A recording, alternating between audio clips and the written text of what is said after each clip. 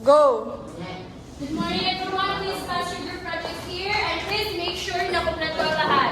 Ma'am, ready na po yung group namin. We completed our project and everyone is contributed na po sa part nila. This man, nag-work kami together after class para sure na matapos namin. Chinig po din namin kagabi para sure na complete the project. Okay, that's good to hear. And please pass your works here. Ito na po, ma'am. Ma'am, may group member po kami na wala pang nasabit. Siya po, ma'am, hindi niya pa po natatapos yung assigned part niya. Tinry po namin siya i-contact yesterday, but hindi niya po nagawa yung work niya. Maybe we should hear muna yung explanation niya, guys. Ma'am, I'm really sorry po. Alam ko po hindi ko nagawa yung project ko. Pero please po, wag niyo po sana akong i-fail. And sobrang stress po sa bahay namin to the point na hindi na po ako nakapag-focus sa project namin.